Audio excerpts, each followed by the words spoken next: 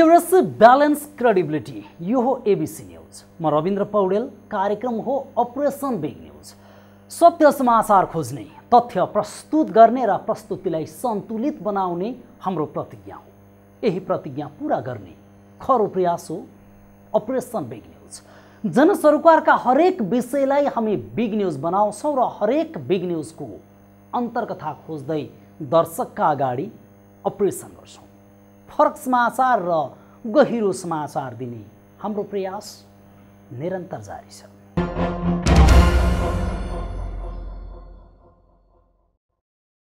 कोही कसैलाई गम्भीर रोग लाग्छ वा कोही कुनै दुर्घटनामा पर्छ, आकस्मिक अपरेसन गर्नुपर्ने अवस्था आइलाग्छ।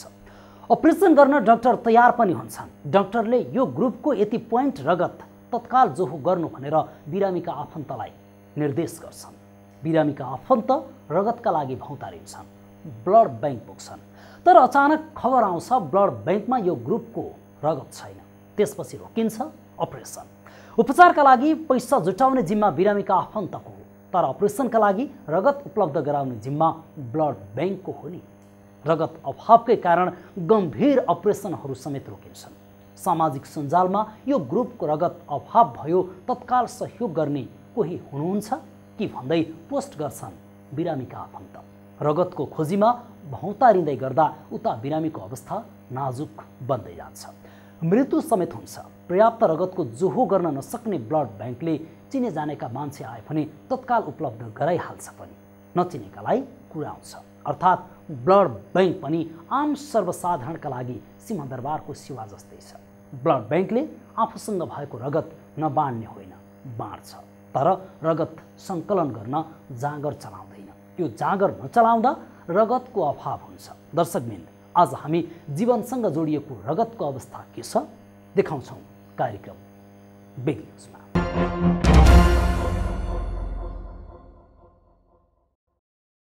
सक्ने त अहिले पनि युरोप र अमेरिका पुग्छन्। युरोप र अमेरिका पुग्न नसक्नेहरूका लागि भारत भए पनि जानुपर्ने बाध्यता थियो पहिले। तर अहिले सानातिना अपरेसन मात्र होइन, मृगौला प्रत्यारोपण पनि नेपालमै हुन थालेको छ। जति जटिल अपरेसन उति धेरै चाहिन्छ रगत। जनसङ्ख्या बढ्यो, बिरामी बढे, अस्पताल बढे, त्यसैले पनि रगतको माग बढ्यो। तर रगतको माग अनुसार सङ्कलन बन्न सकेको छैन, त्यसैले सधैँ अभाव छ रगत।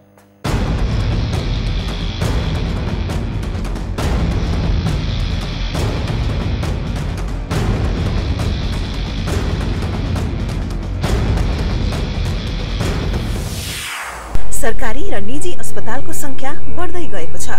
जटिल शल्यक्रिया पनि स्वदेशमै हुन थालेका छन्। 12 वर्षमा अस्पतालको संख्या दुब्बर भयो। रगतको माग पनि बढेको छ 4 गुणा। रगतको माग बढे पनि सङ्कलन घटेको छैन। अहिले त काठमाडौँमा रगतको सङ्कट नै उत्पन्न भएको छ। रगतको माग यति बढेको छ कि केन्द्रीय रक्त सञ्चार केन्द्रले माग अनुसार आपूर्ति गर्न नै सकेको छैन। जस्तो डायलिसिस, अब थ्यालेसेमिक केसेसहरू, हेमोफिलिकलाई पनि प्लाज्मा, क्रायो अनि यो प्याक्सेलहरू डिमान्ड हुन्छ। अब उनीहरूलाई चाहिँ अब यो 2 हप्तामा होइन, अब 1 हप्तामा उनीहरूलाई चाहिँ प्लाज्माहरूको डिमान्ड भइरहेको छ। अब सेल्सहरू, यो प्याक्सेल्सहरू उनीहरूलाई चाहिँ ट्रान्सफ्युज हुन्छ। यो म्याक्सिमम डिमान्ड अहिले धेरै हस्पिटल्सहरूमा, धेरै हाम्रो चाहिँ नि अहिले यो चाहिँ नि अपरेसनहरू, धेरै केसेसहरू ह्यान्डल चाहिँ हाम्रो नेपालमै भएकोले पनि डिमान्ड चाहिँ नि अब यहाँ प्लस अब रिजनल सेन्टर्सहरूमा जस्तो चितवनमा, पोखरामा, अब नेपालगञ्जै भन्दाखेरि त्यो म्याक्सिमम त्यो सिटिजहरूमा पनि डिमान्ड भइरहेछ। अब क्यान्सर हस्पिटलहरू चितवनमा पनि क्यान्सर केसेसहरूलाई त अब फ्रिक्वेन्ट ट्रान्सफ्युजनको कुरा छ। अब त्यही भएर चाहिँ डिमान्ड अब बढेकै हो देशमा। यो जटिलभन्दा जटिल अपरेसन पनि नेपालमै हुन थालेका छन्। देश विदेशमा पढेका डाक्टरहरू अत्याधुनिक प्रविधिबाट अपरेसन गर्न तम्सिन्छन्। अस्पतालले भने जति पैसा जम्मा गर्न गरिब नेपालीलाई सजिलो कुरा होइन। ऋणदान गरेर अस्पतालमा जब बिरामीका आफन्तले डाक्टरलाई अपरेसनका लागि अनुरोध गर्छन् तब पनि समस्या सकिँदैन। रगतका कारण अपरेसन नै रोकिन्छ। त्यसो त रगत किन्नु पर्ने होइन, निशुल्क पाइन्छ। तर निशुल्क पाइने रगतको जहिले सुकै अभाव हुने गर्छ। बिरामीका आफन्त भन्छन् निशुल्क दिने रगत पनि बढी शुल्क तिरेर किन्नुपर्छ, त्यो पनि सहजै पाइँदैन। मैले पनि 4 चोटि ब्लड दिइसकेँ, तर आफूलाई चाहिँदाखेरि चाहिँ तुरुन्तै सुलभ रूपले पाउन सक्छु जस्तै लागेको थियो सुरुमा। तर अब आफूलाई आवश्यक परेको बेलामा चाहिँ थाहा भयो। मैले आफैले व्यवस्था गर्नु पऱ्यो, ब्लडको लागि पनि डोनरको व्यवस्था पनि आफै गर्नु पऱ्यो। अब भनेको बेलामा नपाइने, फेरि एबी पोजिटिभ भन्ने ब्लड अलि रेयर नै रहेछ यहाँ। अब जेनतेन मिलायो भनौँ न। इमर्जेन्सीको केसमा अस्ति एउटा हस्पिटलमा, निजी अस्पतालमा अपरेसन गर्ने बेलामा ब्लड नपाएर उहाँले चाहिँ 20,000 तिरेर ब्लड मैले लिनु पऱ्यो भन्ने जस्तो पनि गुनासो गर्दै हुनुहुन्थ्यो। मैले लिएको एजुकेसन अनुसारले प्रत्येक 3 महिनामा चाहिँ हाम्रो ब्लड सेलहरू चाहिँ आफै डेड भएर जाने हुनाले म चाहिँ स्वइच्छाले हामीले दिएको एक थोपा ब्लडले कसैलाई हेल्प हुन्छ भनेदेखि हेल्प गर्न चाहन्छु। मैले बुझेको चाहिँ त्यतिसम्म हो। रक्त सञ्चार केन्द्रले 73 वटा जिल्लामा रक्त सञ्चार केन्द्र स्थापना गरेको छ, तर पनि बिरामीलाई सधैँ रगत अभाव हुने गरेको छ। यसको कारणबारे हामीले रक्त सञ्चार केन्द्रलाई प्रश्न गर्यौं। केन्द्रले जनचेतनाको अभावले गर्दा रक्तदाताको संख्या बढाउन नसकिएको जवाफ दिएको छ। देशमा रगत अभाव नगराउने जिम्मा लिएर बसेको रक्त सञ्चार केन्द्रले नै यति सस्तो भनाइराख्नु कतिको उपयुक्त छ? तपाई आफै बुझ्नुस् त। जनचेतना जगाउने काम पनि केन्द्रको होइन र? त्यसको लागि डोनेसन बढाउनु पर्यो। डोनेसन बढाउनलाई हामीले अलिकति इन्टरेक्सन, मोटिभेसन, उत्प्रेरणाहरू हैन, अब अवेरनेसहरू उहाँहरूलाई गराउनु पर्यो। अब डोनरलाई अब कतिपय सङ्घ संस्थाले चाहिँ नि वर्षको एकपटक मात्र, पहिलेदेखि ट्रेन्ड भइरहेको वर्षको एकपटक रक्तदान गर्ने भन्ने। अब एउटा डोनरले वर्षको 4 पटकसम्म डोनेसन गर्नुहुन्छ। त्यसैले 4 पटक गर्नलाई संस्थाहरूलाई त फेरि अब यो चाहिँ आर्थिक अलिकति भार पनि छ। सामान्यतया एकपटक सङ्कलन गरेको रगत 35 दिनसम्म सुरक्षित राख्न सकिन्छ। विश्व स्वास्थ्य संगठनको मापदण्ड अनुसार ब्लड बैंकमा 1000 युनिट रगत मौजात रहनुपर्छ। तर केन्द्रीय रक्त सञ्चार केन्द्रमा अहिले भरे भोलिलाई चाहिने रगत पनि छैन। क्यामेरा पर्सन सञ्जय घिमिरेका साथ एबीसी रिपोर्टर सन्तोषी अधिकारी, ललितपुर।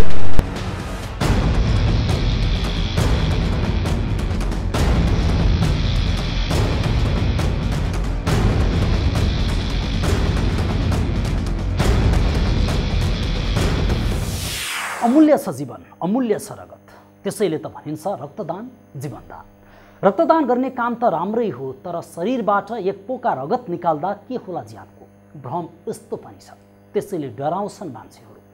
तर नेपालमा 2 जना त्यस्ता व्यक्तित्व छन् जसले एक पटक होइन, 2 पटक होइन, 100 पटक भन्दा बढी रक्तदान गरेका छन्। त्यति धेरै पटक रक्तदान गरेका उनीहरू औसत नेपाली भन्दा धेरै बलिया छन्। रगतका सागर ती व्यक्तित्वलाई प्रस्तुत गर्छौं हामी, तर ब्रेकपछि।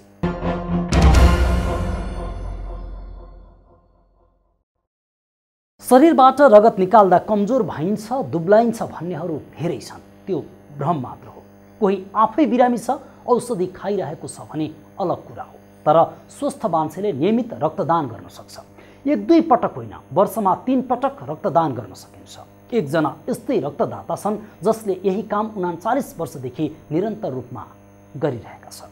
अर्का एक महिला छिन् जसले रक्तदान गरेरै Guinness book of the world रेकर्डमा नाम दर्ता गराएका छन्। यो रेकर्ड अहिलेसम्म तोडिएको छैन। अर्थात् यसो भन्न सकिन्छ, रक्तदान गर्नेहरूका लागि यी व्यक्तित्वहरू रोल मोडल हुन्।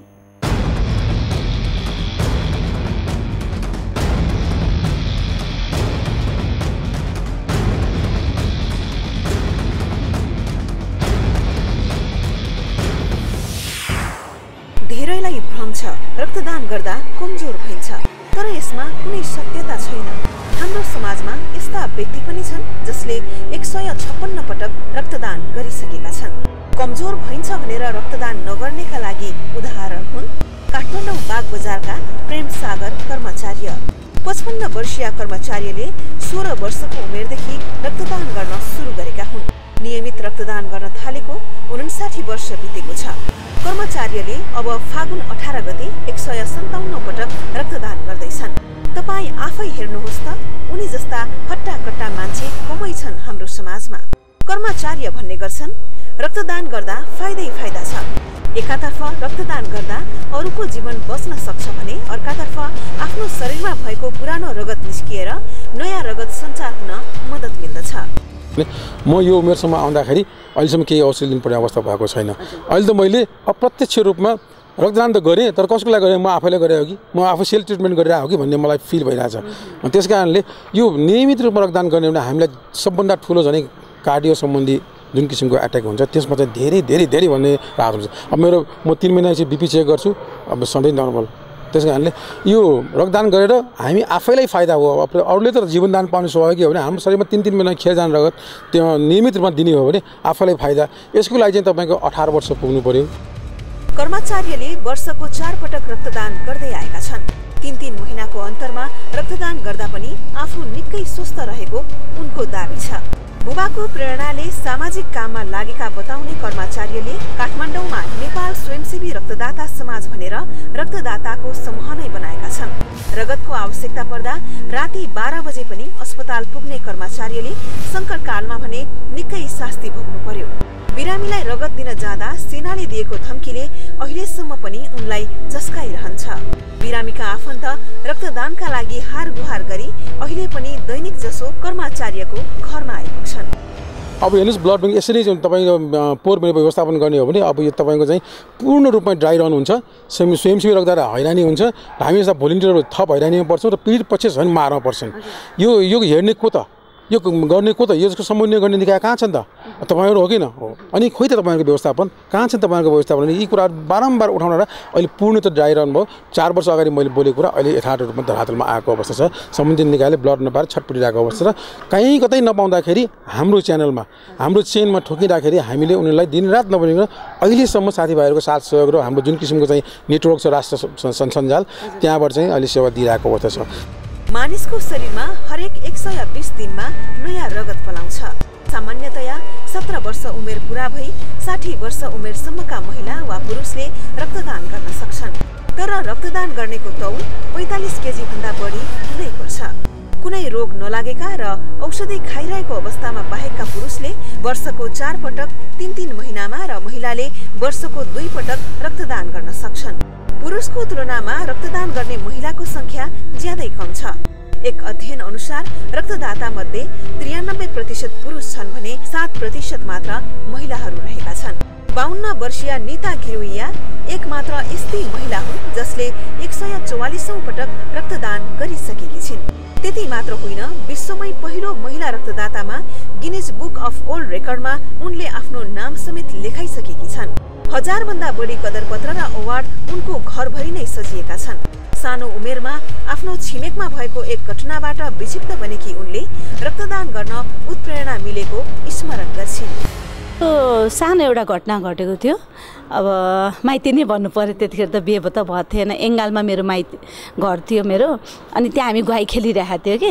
अनि खेल्दा खेल्दा सँगैको एउटा घरमा चाहिँ भर्खर बिहे गरेको 3-4 महिना मात्र भएको थियो बिहे गरेको हस्बेन्ड वाइफ जहिले पनि झगडा गर्ने कि रक्सी खाएर। अनि सायद अब खसीको हो कि माथिबाट खसालिदिएको त्यो थाहा भएन हामीलाई। हामी ठ्याक्कै गुवाई खेलेको ठाउँमै खस्यो कि ऊ। अनि हामी त रमिता हेर्नलाई नि ऊ वीर अस्पताल सबभन्दा नजिकै वीर अस्पताल थियो। अनि वीर अस्पतालमा त्यसमा राखेर लग्यो उसलाई। अनि हामी पनि रमिता हेर्नलाई साथीहरू नाङ्गै खुट्टा त्यही फ्रक एउटा लाएर हामी पछि वीर अस्पताल पुग्यौँ हेर्नु। अनि हामी बाहिरै बसिरहेको थियो। बाहिर बस्दाखेरि भित्र त जान्दैन बच्चाहरू भनेर। पछि 1 घन्टा पछि चाहिँ रगत नपाएर त्यो आइमाई मऱ्यो भन्यो। अनि मलाई के लाग्यो, यदि त्यो आइमाईले सायद रगत पाएको भए बाँच्थ्यो होला भनेर ल म रगत दिइहाल्छु नि भनेर। जसमा मलाई सियोले यति डर लाग्ने हेर्नु, भयङ्कर डर लाग्थ्यो मलाई। फर्स्टचोटि मैले चाहिँ त्यतिखेर मलाई के लाग्थ्यो, मैले रगत दिएको मरिसकेको थियो ऊ। तर मेरो सोचाइ के भयो कि मैले रगत दिएँ भने सायद ऊ बाँच्छ, किन बच्चै भयो नि त त्यतिखेर। अनि मैले फर्स्टचोटि त्यतिखेरै वीर अस्पतालमा त्यहीँ गएर फर्स्टचोटि दिएको मैले ब्लड। नीता भन्छन् निश्चित अवधिपछि मानव शरीरमा रहेको रक्तकोषहरू आफै मरेर जान्छ। त्यस्तो रगत दान गर्दा कसैको जीवन बचाउन सकिने भएकाले रक्तदान गर्नु राम्रो हुन्छ। तर यसबारे जनचेतना अझै फैलाउन सकिएको छैन। यसमा सरकारी तथा गैर सरकारी संस्था सबैले साथ दिनु जरुरी छ। नीता आफू बाँचुन्जेल रक्तदान गरिरहने बताउँछिन्। यो के भयो कि एउटा त मोटिभेसन पुगेको छैन हेर्नु, किनभने यहाँ मात्रै रगत जतिले दिइरहेको छैन। जस्तो पहिला संस्थाहरूले दिइरहेको थियो नि पुरानो, उनीहरूले बन्द गर्यो कि। अनि नयाँ नयाँ संस्थाहरू आउँदै गऱ्यो, नयाँ नयाँले चाहिँ दिँदै गऱ्यो। अब गाउँघरमा चाहिँ कति खानपानहरू कति राम्रो छ, तर हामीले चाहिँ त्यहाँ गएर चाहिँ हामीले मोटिभेसनहरू गर्नै सकेन कि, जस्तो युथहरू भयो, दिनेहरू भयो। अब अहिले पनि के सोचाइ छ कि रगत दिएर कमजोर हुन्छ, अहिले पनि तपाईँको जति हामीले मोटिभेसन गरे पनि त्यो पुगेको छैन कि, किन रगत दिएर कमजोर हुने होइन नि, रगत दिएर त सबै तिरैबाट फाइदा देखेँ कि मैले त, किन मैले 38 वर्ष हेर्नु 14 वर्षको उमेरदेखि दिएको, अहिले म 52 वर्ष पुग्यो। अब मैले कन्टिन्यू दिइरहेको छ, किन मलाई त थाहा छ नि अब मेरो 2टा बच्चा छ, म आज यत्रो भयो, मलाई त अहिलेसम्म केही पनि भएको छैन। कर्मचारी र नेता जस्ता मानवीय भावना भएका थुप्रै रक्तदाताहरू छन् जसले 3-3 महिनामा निरन्तर रक्तदान गरिरहेका छन्। रक्तदान गर्नु कुनै अप्ठ्यारो काम होइन। निश्चित उमेर र तौल भएका जोसुकैले पनि रक्तदान गर्न सक्ने 47 पटक रक्तदान गरेका रक्तदाता भक्ति प्रसाद भट्टराई बताउँछन्। उनी दुखेसो गर्छन्, हामीले दिएको रगत सम्बन्धित बिरामीले सहजै पाइरहेका छैनन्। यसमा राज्यले नियमन नै गर्न सकेको छैन। अहिले हामीले जति ब्लड दिए पनि रगत चाहिँ अभाव भइरहेको, डोनरहरूले जति दिए पनि सप्लाई चाहिँ कम भइरहेको जस्तो देखिन्छ तपाईँहरूले हेर्दाखेरि। तर यसमा अलिकति हाम्रो रक्त सञ्चार केन्द्रले अलिकति ध्यान पुर्याउने कारणहरू पनि धेरै छन्। अब हामीले जति ब्लड दिए पनि एउटा कस्तो हो भने हस्पिटलमा गएर मिसयुज भएर बसिरहेको हुन्छ, स्टक भएर बसिरहेछ, त्यसलाई फलो गर्न नसकेको कारण चाहिँ हामीले चाहिँ जति ब्लड दिए पनि अभावको अभावै सिर्जना हुन्छ। जस्तो म तपाईँलाई एउटा अनुभव भन्छु, मैले आजभन्दा 2 महिना अगाडि 1 पिन ब्लडले 4 जना पेसेन्टहरूको अपरेसन भएको छ। किनभने कसरी भने त्यो एउटा पेसेन्टले लान्छ, त्यो ब्लड त्यहाँ स्टक रहन्छ, उसको बिरामीलाई चाहिँदैन। तर डक्टरले पनि उनीहरूलाई यो ब्लड लागेन फिर्ता लानुहोस् भन्दैन र पेसेन्टको मान्छेले नि ब्लड के भयो भनेर भन्दैन। त्यस कारणले यो हस्पिटलमा स्टकहरू भएको धेरै भएको कारणले पनि कतिपय हस्पिटलहरूले गर्दाखेरि पनि त्यो रिटर्न नगर्दाखेरि पनि यो ब्लड चाहिँ भएको अभाव देखिन्छ। तर यसलाई रक्त सञ्चार केन्द्रले सही ढङ्गले फलो गर्ने र कसले कहाँ लगेर कति युज भयो भएन भन्ने हेर्ने कुरो पनि यसको चाहिँ एकदम कन्ट्रोल पनि हुन्छ, सप्लाई अनुसारको डिमान्ड अनुसारको दिन पनि सकिन्छ यसलाई चाहिँ। रक्तदाताको कुनै अभाव छैन, धेरै रक्तदाता तत्पर छन्। यसका लागि केवल खाँचो छ उत्प्रेरणाको। रक्तदान गर्नका लागि केन्द्रीय रक्त सञ्चार केन्द्रले जनचेतनामूलक कार्यक्रम सञ्चालन गर्न सकिरहेको छैन। रक्त सञ्चार केन्द्रले केवल रगत सङ्कलन र वितरण बाहेक अन्य गतिविधिहरू सञ्चालन गर्न सकेको छैन। रक्त सञ्चार केन्द्रमा राजनीतिक रूपमा कर्मचारी भर्ना गरिएका कारण पनि समस्या उत्पन्न भएको रक्तदाताहरू बताउँछन्। ह्यामरिङ गर्ने निकाय पनि गभर्मेन्ट पनि लाचारी देखाइरहेको अवस्था छ भने रेड क्रस त झन् मनपरी रूपमा चाहिँ आफ्नो राम्रो मान्छे नभएर हाम्रो मान्छे चयन गरेर भर्ती गर्ने केन्द्रको रूपमा चाहिँ लिएको अवस्था छ। उहाँहरूको चुनावको लागि आफ्नो मान्छेहरू भर्ती गर्ने यो हिसाबमा लागिरहेको अवस्था छ। त्यस कारणले पीडित पक्षले राहत होइन कि आहत पाइरहेको अवस्था छ। रक्त सञ्चार केन्द्रको तथ्याङ्क अनुसार अहिले वार्षिक रूपमा 1,54,000 युनिट रगतको आवश्यकता छ। तर अहिले मागभन्दा हजारौं गुणा कम रगत सङ्कलन भइरहेको छ। रगतको माग वर्षेनी 10 देखि 15% बढ्दो छ। काठमाडौँमा मात्र दैनिक 200 देखि 300 युनिटसम्म रगतको आवश्यकता पर्दछ। त्यो माग पूरा गराउनका लागि धेरै ठाउँमा रक्तदान शिविरहरू आयोजना भइरहनु पर्ने हो। तर कार्यक्रम कम मात्रामा भएको रक्तदाताहरू बताउँछन्।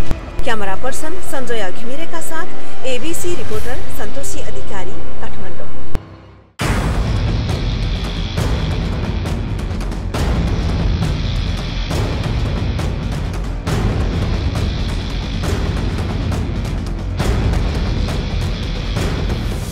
रगत दिनेको कमी छैन, अगुवा रक्तदाताहरू नै यसो भन्छन्। मात्र आवश्यकता छ उत्प्रेरणाको।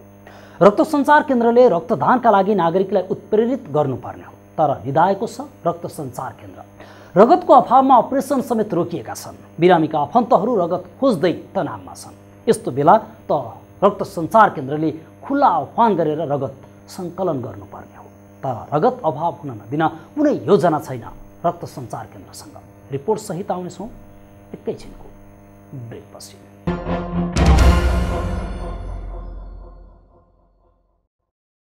रगतको माग बढ्न थालेपछि रक्त सञ्चार केन्द्रले देशका विभिन्न भागमा शाखा कार्यालय खोलेको छ। विराटनगर, पोखरा र नेपालगञ्जमा पनि रक्त सञ्चार केन्द्रका क्षेत्रीय कार्यालय छन्। कार्यालय खुलेका छन् तर काम भएको छैन। युवा क्लब, सामाजिक सङ्घ संस्था र राजनैतिक दलका भातृ सङ्गठनले कार्यक्रम गरी रगत सङ्कलन हुन्छ। तर रगत सङ्कलन गर्न रक्त सञ्चार केन्द्र जति तात्नु पर्ने हो तातेको छैन। त्यसैले माग भए जति रगत सङ्कलन भएको छैन।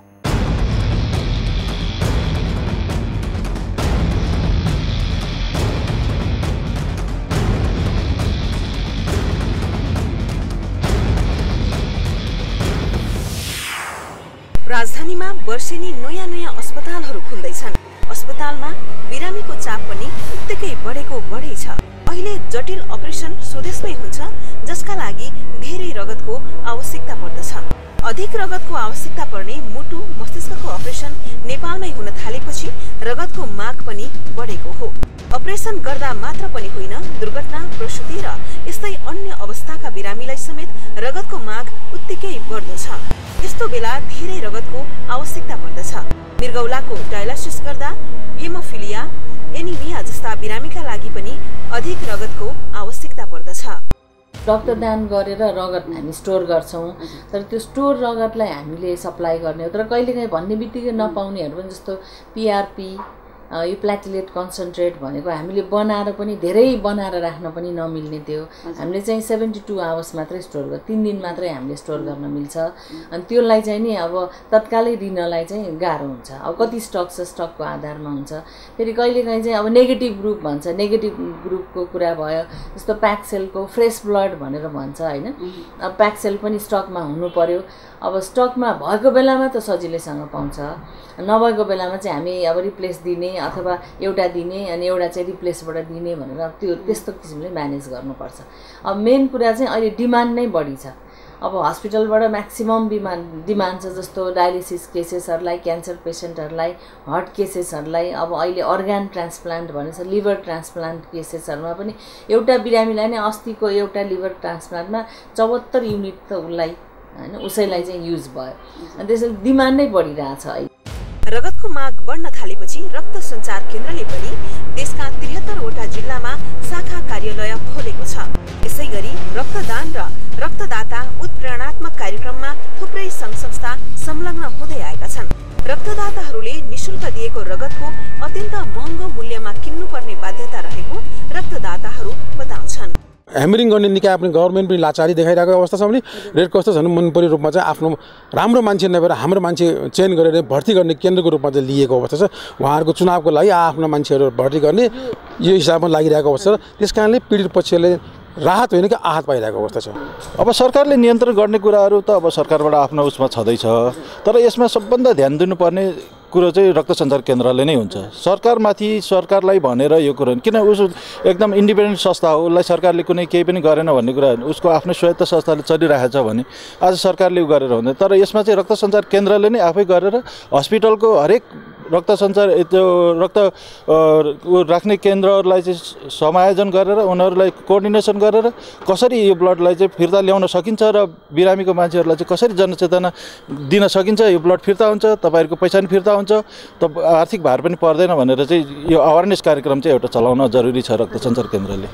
हुन त कसैले सिधै दान गरेको रगत बिरामीको शरीरमा सिधै चढाउने भने होइन। त्यसको लागि उपकरण, प्रविधि र कर्मचारीको आवश्यकता पर्दछ। रक्त सञ्चार केन्द्रले प्याक्सियल, प्लाज्मा, प्लेटलेट्स र क्रायो अर्थात् रातो सेतो रगत बनाउने विभिन्न प्रविधिका माध्यमबाट रगत बिरामीलाई चढाउनका निम्ति तयार गर्ने भएकाले मेसिन सामग्रीका लागि खर्च हुने केन्द्रको भनाइ छ। केन्द्रका अनुसार रगतलाई भने पैसा तिर्नुपर्ने होइन, मेसिन र प्रविधिको मात्र चार्ज लिएको हो। स्वयंसेवी रक्तदाताले निशुल्क नै डोनेसन गर्ने हो, ब्लडको कुनै कस्ट नै छैन। हामीले प्रोभाइड गर्ने पनि निशुल्क नै हो, तर हामीले चार्ज गर्ने भनेको जस्तो सर्टन म्याटेरियल चार्ज र सर्भिस चार्ज हामीले एड गर्छौँ। म्याटेरियल चार्ज भने जस्तो ब्लड ब्यागको कुरा, ट्रान्सफ्युजन सेट भयो, अनि हामीले इच एन्ड एभ्री युनिटमा हामी टेस्ट गर्छौँ। HIV, hepatitis B, hepatitis C र सिफिलिस टेस्ट गर्छौँ। अनि त्यसमा चाहिँ क्रस म्याच भनेर गर्छौँ। क्रस म्याच भनेको डोनरको ब्लड र अनि हाम्रो चाहिँ यो पेसेन्टको ब्लड त्यसलाई चाहिँ ट्याली गर्नलाई त्यो क्रस म्याच गर्छौँ। ABO ग्रुप गर्नलाई यो रियाजेन्टको कस्टहरू, टेस्टिङ किटको कस्ट र यो सबै गरेर हामीले चाहिँ नोमिनल हामीले अहिले 525 रुपियाँ क्रस म्याच नगरिकन र क्रस म्याच गरेर 675 हामी चार्ज गरिरहेछौँ। नेपालमा विक्रम सम्वत 2023 साल साउन 12 गते अर्थात् सन् 1966 मा रक्त सञ्चार केन्द्रको स्थापना भएको थियो। स्थापना कालदेखि नै रक्त सञ्चार केन्द्रले रगतको सङ्कलन र आपूर्ति गर्दै आएको छ। केन्द्रले दिन शाखा विस्तार गरि नै रहेको छ। तर पनि रगतको अभाव भने जिउका तिउ नै छ। क्यामेरा पर्सन सञ्जय घिमिरेका साथ एबीसी रिपोर्टर सन्तोषी अधिकारी, ललितपुर।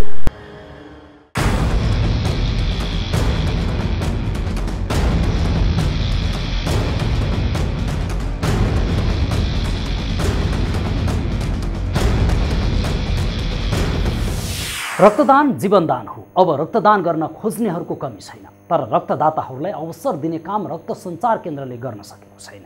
भएको रगत वितरण गर्नु त कुन ठुलो काम भएर, आवश्यकता त रगत सङ्कलन पनि गर्न सक्ने संस्थाको छ। यसका लागि सरकारले व्यवस्था गर्नैपर्छ, अन्यथा जनताको ज्यान जानेछ अकालमा।